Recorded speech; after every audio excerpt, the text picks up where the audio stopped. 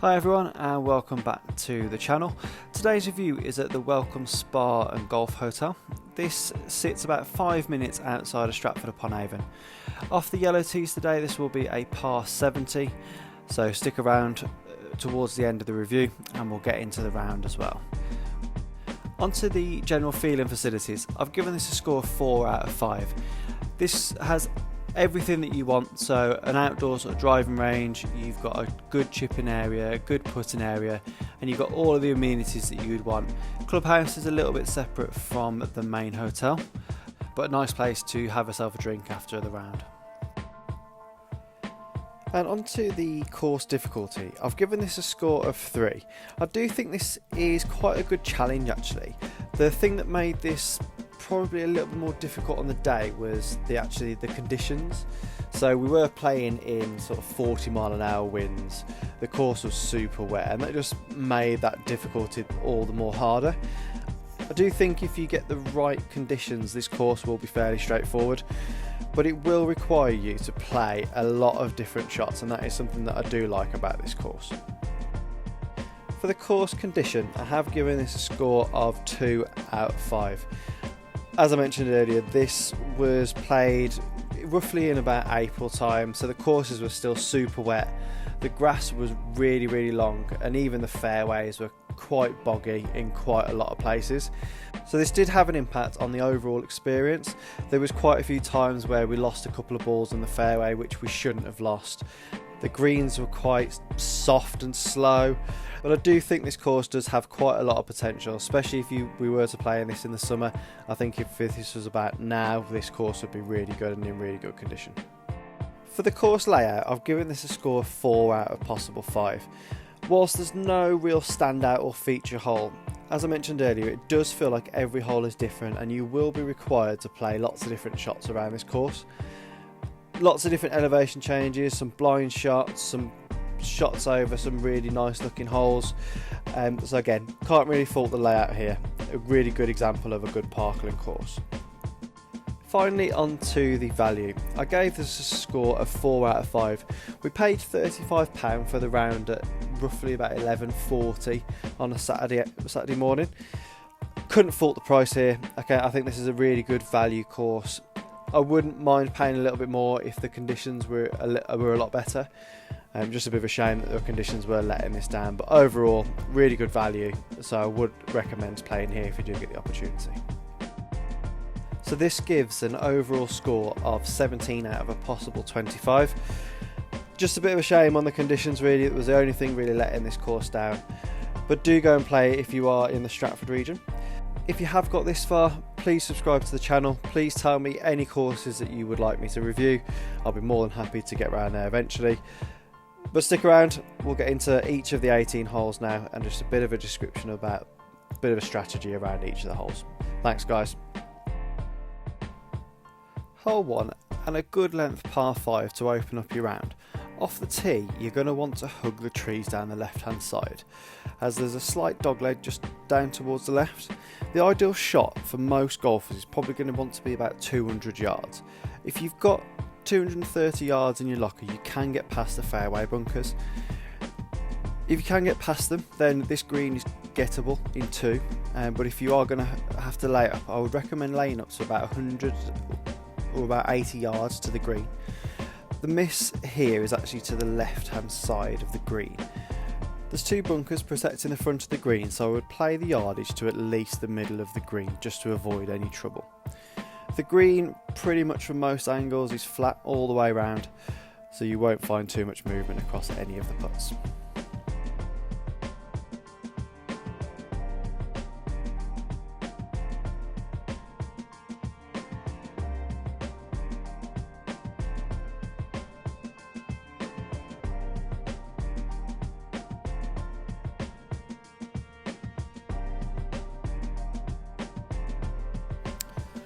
Hole 2, a nice length par 3.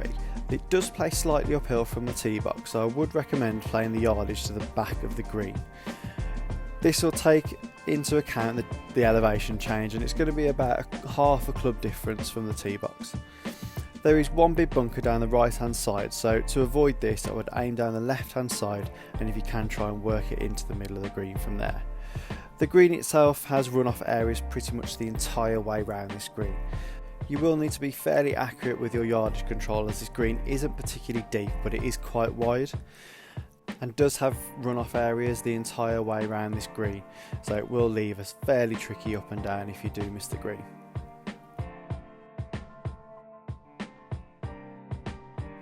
Hole 3, and what will feel like a really long par 4 coming up here. On the day we were actually playing into at least a 2 club win, so this made this even feel like a long par 5. Off the tee though, you're going to play entirely uphill, so try and get down the fairway as far as possible. There are 2 bunkers at about 230 yards, and then after this the fairway will open up. To get to the green in 2, again it's probably going to be a long iron, if not one of your hybrids, into the green. So if you aren't particularly long in hitting, I would recommend just laying up and play up to a comfortable yardage that you feel that you're going to get up and down at. This green is quite thin, so it is going to need to be an accurate shot. For most golfers you will have a shot on this hole, as it is stroke index 3, so I would certainly take advantage of that, and actually a bogey isn't a bad score here. Once you do get to the green though, this green plays fairly flat. There are a couple of undulations in there, but again nothing that's going to cause you too much problem.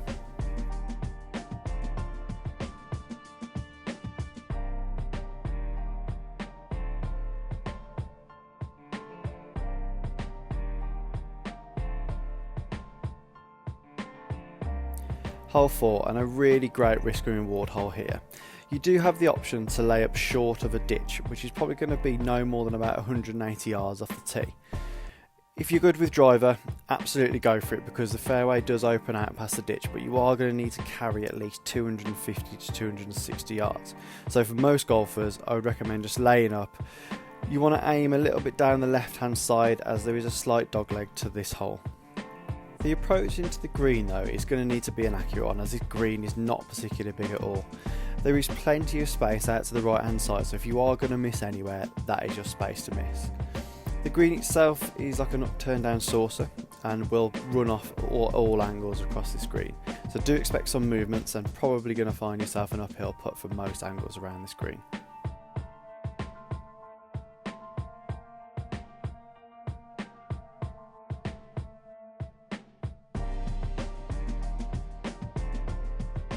Hole 5, and another great risk and reward hole here again. This hole doglegs completely to the left at about 90 degrees. If you're confident with driver or even a 3-wood, you probably could go for this green, but you are going to have to try and get past the trees that are on the left, and these are quite tall, so it really does block out that shot. I would recommend aiming in between the gap that's in the fairway and aiming to the left hand side of the bunker. This will play roughly 200 yards, and again that will only leave you about 100-120 yards into the green, which does play slightly downhill. The approach to the green again is going to need to be an accurate one. This green does feel quite small. There's 2 bunkers at the front, and there is quite a significant drop the other side of the green. The green, once you do get there, the green is pretty flat, so again you're not going to find too much problem around here. Hole 6, and a great looking par 3. It does play about 10-15 yards shorter than what is on the card, so as it's playing quite significantly downhill. The difficulty here is that there are so many bunkers surrounding this green. I think there's 7 to count. Anything missing the green will likely find one of these bunkers. I would recommend playing the yardage to the middle of the green. Again, this is just going to be the safest spot, as there really is very little room for error on this hole. If you do happen to find one of the bunkers, it probably isn't going to be the end of the world, as most of the bunkers will be fairly straightforward to get out to. The green is actually quite a large one, so again you will have a good opportunity at hitting this green off the tee. It does slope a little bit down towards the front of this green. There isn't too much movement across many of the putts, but there is a slight downhill slope. Hole 7, and this is probably the toughest tee shot that you'll have today. It is completely uphill, and it is blind once you get to the peak of the hill. There is a small gap in between the trees, and this is exactly where you're aiming. You're going to want to play about 200 yards, but I would take at least one more club just to allow for the hill. But if you are going to miss on the tee shot, you are going to want to miss down the right hand side. The trees are a little bit thinner down that side. Anything down the left hand side will likely result in a lost ball, as these tricks are really thick. The approach to the green is going to have a slightly uphill feel to it, and again you are going to want to miss this on the right hand side if anything. There is a bit of a bank on that right hand side, so this may help bring that ball back onto the green if you do miss slightly right. Anything left, it will go off into a fall off area and is going to leave you with a very tough up and down. The green itself again is slightly like an upturned down saucer, and again you won't find too many putts from around most angles here.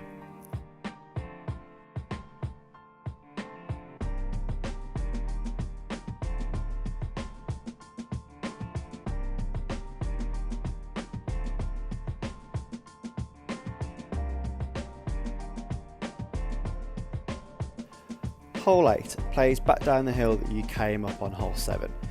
This is going to play at least 2 clubs shorter just to allow for the elevation change. You will ideally like to leave this before the water, and that will come at about 200 yards, but again just factoring in that elevation change. If you are pretty confident with your driver, you can take this on and try and get down the water as far as possible. Anything to the left obviously is going to go into the water, so the miss here is out to the right. The trees are a little bit thinner down this side, so will give you an option at going for the green. The green is actually quite a difficult one to get at, as there is water left and there is a bit of water around the front side of that green. So if anything, play long and right to this green, as this then will leave you an opportunity to get up and down. Once you get to the green does slope from back to front. There is a slightly more of a decline the closer you get to the front of that green, so again play the yardage to the back of the green, don't give yourself any opportunities to miss short here.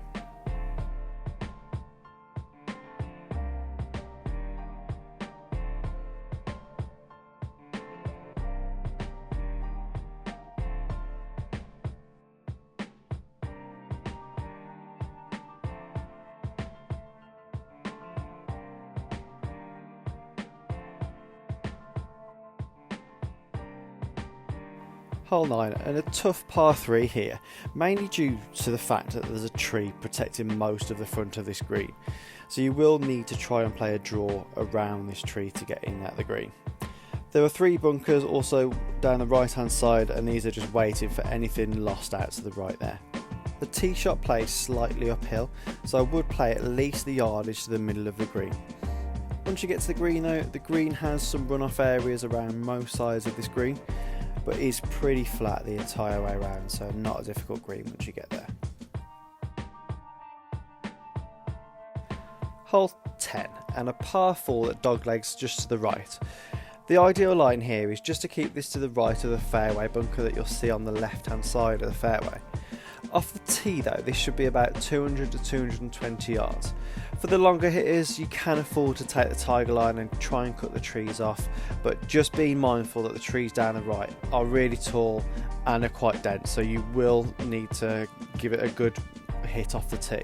You're probably looking at least 240 yards carry to make at least the fairway. The approach shot is more than likely going to be playing uphill to the green. There's 3 bunkers that are protecting the front of this green, so I would recommend playing the yardage to the back of the green just to miss out all the trouble and to also factor in the elevation. Once at the green though, this green is quite a spacious one and is pretty flat most of the way around this green. There are runoff areas around the edge of the green, so anything that is slightly mishit will likely fall off the green.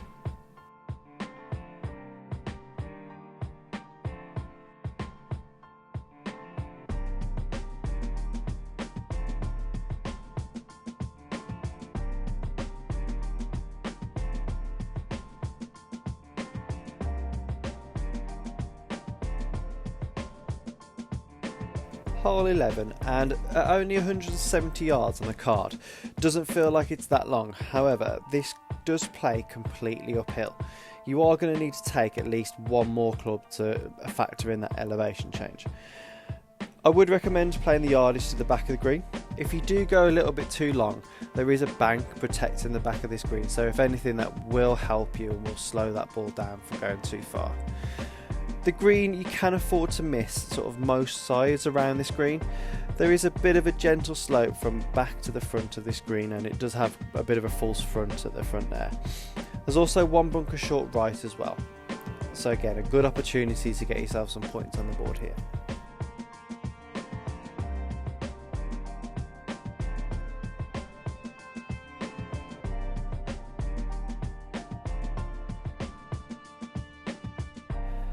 Hole 12, and off the tee this will be a completely blind shot.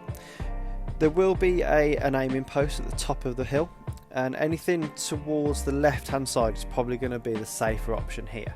There is a slight dogleg to the right of this hole. There is out of bounds all the way down the right, but it is going to be quite a big miss if you do find out of bounds here. For the shorter hitters, just be mindful when you do get down the other side of the hill that this next shot will likely be off a downhill slope. For the longer hitters, you probably can get to the bottom of the hill, especially if there's a bit of run out on the ball in the summer, but just need to factor in the 3 bunkers that are protecting the front of this green. If anything, the approach shot needs to be played just the middle of the green, just to give yourself the best possible opportunity to find the widest part of the green. The green itself is quite big, and again is pretty flat the entire way around, so won't find too much movement across the putts here.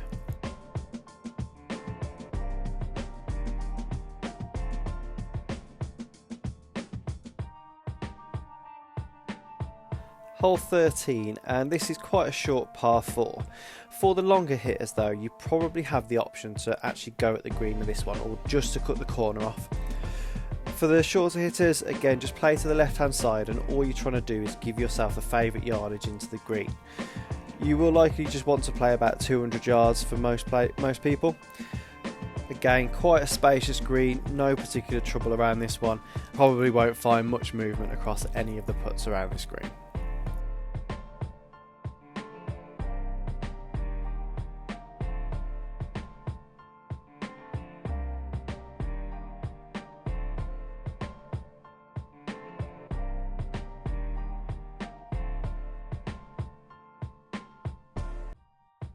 Hole 14, and a short par 3 here.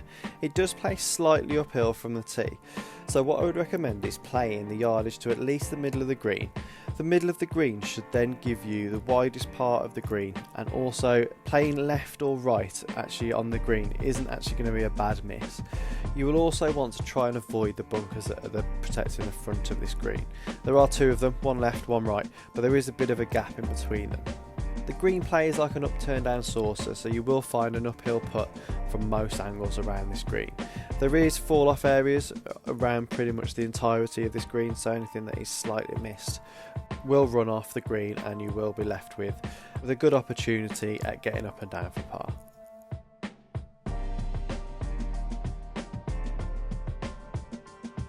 Hole 15, and a good length par 4. For the shorter hitters, off the tee, you're going to want to keep this just before the bunker that's on the right hand side. This bunker will come at roughly 230 yards. Off the tee, it is slightly blind, but all I would do is aim for either the tree that is in the distance or the gap that's just to the left of that tree. The second half of this hole does play slightly downhill, so it does make it feel a little bit shorter than actually what it says on the card. For the longer hitters, again just try and get past that bunker, and again you'll have a fairly straightforward wedge just into that green. For the approach shot, you will need to try and avoid the 2 bunkers. There is one short left and one down the right hand side of this green. So if anything, I'd just recommend playing the yardage to the middle of the green, aiming slightly down the left hand side of the green, just to give you the sort of best opportunity to find yourself some short grass. The green itself almost has a bit of a spine running through it, so you will notice a bit of movement across the putts here. Hole 16, and a long par 5 here. The main aim is to try and get past the water hazard that is running across the fairway within 2 shots. This water hazard should come at about 300 yards, so if you aren't able to get past this in 2 shots, just lay up and then it'll only leave you about 160 yards into the green. There's two fairway bunkers down the right hand side off the tee, and these are about 160 and about 200 yards. The fairway does slope from right to left, so just be mindful that anything to left will trickle down towards that water. Once you get past the water hazard that is cutting across the fairway, you will be presented with a stunning view of the hotel. Playing back uphill, you will need to factor in that there's a bit of an elevation change, so I'd recommend playing at least a club or maybe half a club to factor in that elevation change. The green here is split into two tiers, with the back portion being the higher of the tiers. So just play the yardage to the middle of the green just to give yourself the best opportunity to not three putt on this hole.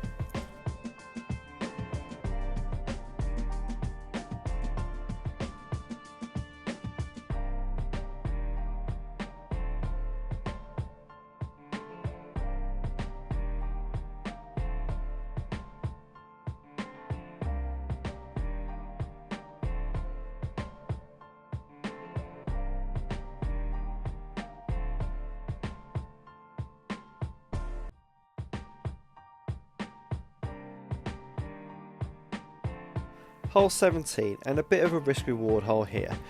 I would actually recommend playing the safe option, irrespective of whether you feel that you can get past the trees on the right hand side. This tee is a bit elevated. The ideal shot here would need to be about 190 to 200 yards. This will just find you the widest part of the fairway. This should only leave about 140 yards into the green. The further you go, so anything up to about 250, 260, the fairway really does narrow down and it does turn slightly to the right. Aim for the left hand side of the fairway again, just to give you that option into the green. Anything too far right and you will be blocked out by the trees that are down the right hand side. For the approach shot, you will be playing to a raised green. This green is also really narrow, so it is going to need to be quite an accurate shot. Anything off the left hand side of this green will likely fall down quite a big hill and leave you with a very tough up and down for par here. The safer option is definitely to miss right of this green if anything. Anything missed short as well will likely fall down off the green, as there is a bit of a false front here.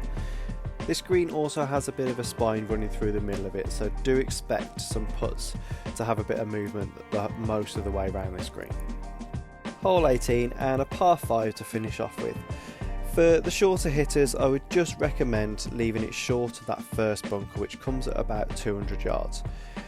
If you can carry 200 yards, again take on the bunker, and this should only leave you about 250 yards into the green, so for the longer hitters this is definitely reachable in two.